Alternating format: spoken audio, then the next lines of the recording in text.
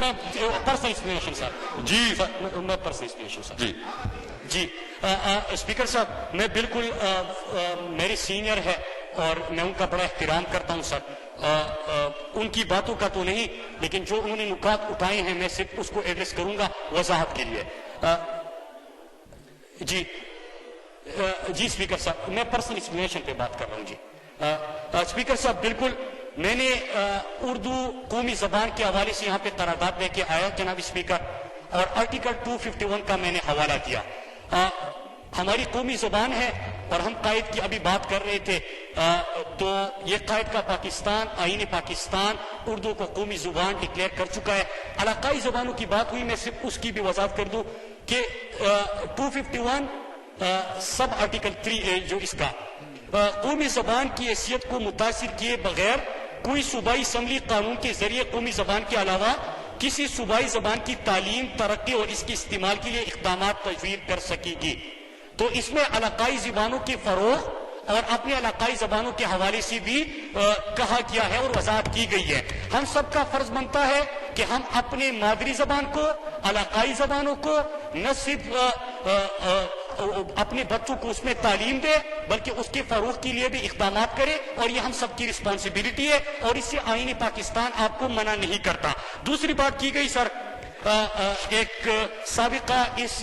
ایوان کے رکن تھے اور میں نے ان کی بات کی تھی کہ میں نے نام نہیں لیا تھا ان کا میں نے جنرل بات کی تھی جو وہاں پہ جلسوں میں گفتگو ہوئی اب صرف یہ بات نہیں ہوئی تھی اسپیکر صاحب اس میں دوسری جو خطرناک بات تھی وہ پاک افغان سرحد اور یہاں پہ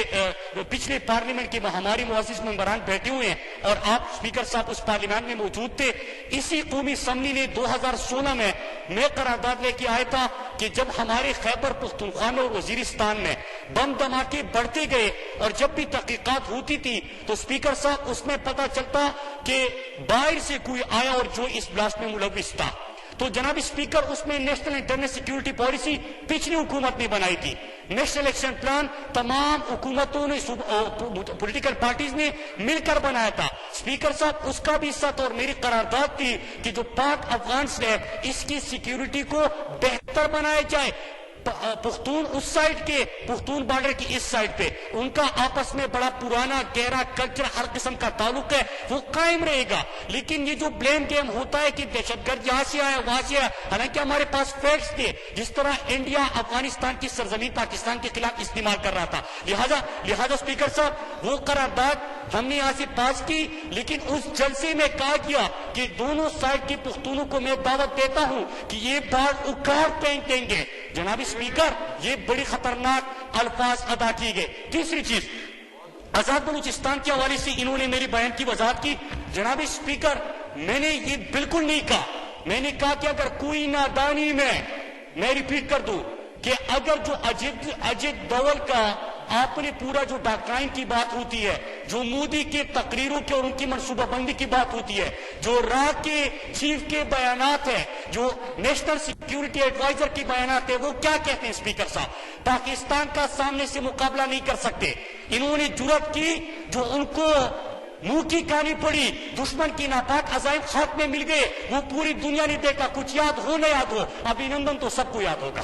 جناب اسپیکر پھر اس کی بات کیا ہوتا ہے کہ اندرونی طور پہ پاکستان کو غیر مستحکم بنایا جائے پرسوں کا بیان ہے اجیت دوول کا کہ ممالک کے اندر دوسرے ممالک کے اندر سے ہم کاروائیاں کریں گے تو اسپیکر صاحب میں یہ کہتا ہوں کہ اجیت دوول کا بیان تھا یہ بلوچستان کے حوالے سے اگر اس بیان کو اس جلسے کے پلیٹ فارم سے اس کی فوقیت ہوئی ہے وہ بیان وہاں پہ ریپیٹ کیا گیا ہے تو کیا میں اس ایوان سے یہ ریکویسٹ کر رہا تھا کہ ہم مذمت نہیں کر سکتے اگر اس کے پاس تنگ ہے مان لیتے ہیں لیکن اگر نہیں ہے تو ہم یہ ایوان مذمت کرے گا کہ آخری چیز کلبھوشن